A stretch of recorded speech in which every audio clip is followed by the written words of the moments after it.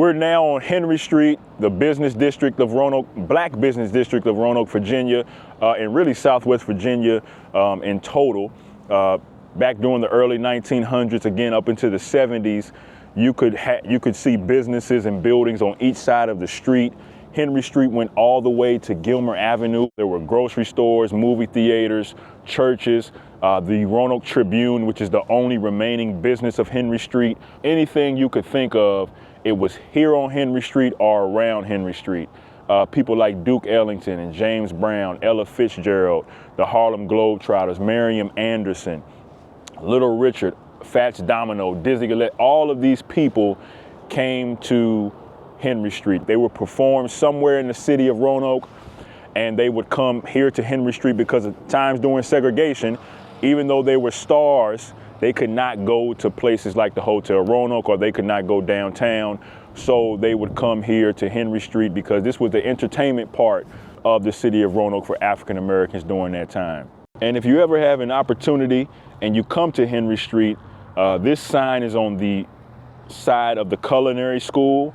And this sign sort of tells you the names of the businesses that were here on Henry Street during the 1930s and 40s. It reads, Henry Street, also known as First Street Northwest, served as the commercial entertainment center for African Americans in Roanoke during the first half of the 20th century.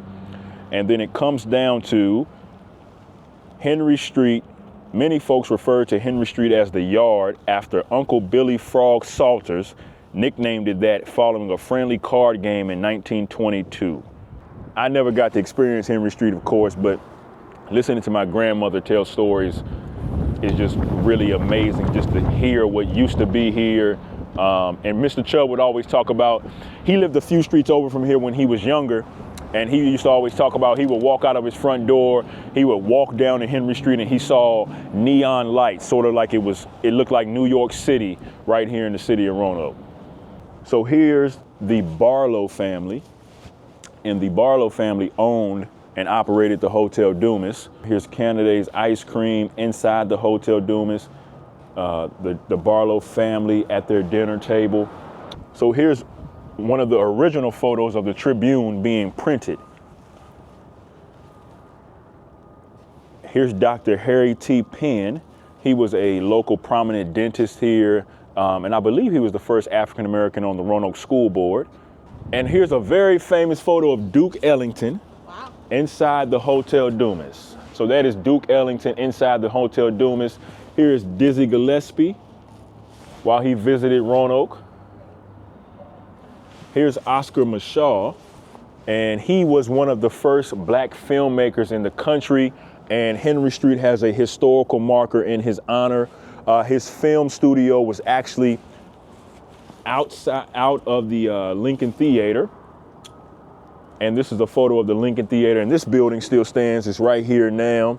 Oliver Hill was actually in one of his films. I tell people all the time, whenever you get an opportunity, sit down with the oldest person in your family and just press record and just let them talk.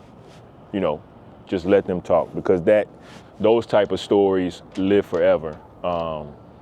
And it's you know, there's not a huge camera with a flash on it, so they're comfortable in those type of settings. So just listening to people talk about their family, talk about growing up, is my favorite part of history.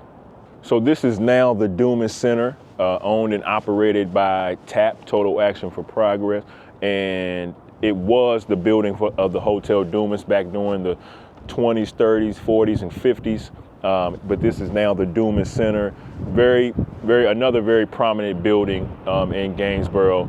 So this is the David Ramey parking mural, and these drawings were drew by David Ramey, and he drew these by memory. He grew up in the Gainsboro community, and he loved to draw, and he loved history, and he started to draw what he remembered as a young man growing up in Gainsboro. A lot of these drawings are the places that he would visit when he was younger, the things and people that he remembers. To me, it's the greatest collection of Black history that I've ever seen. And these drawings are just very, very important collection to the studying and learning and remembering of Gainsboro. Thank you for joining me on this walking tour. If you would like more information on the full walking tour, please contact the Gainsboro Library and we can schedule a walking tour. Thank you again.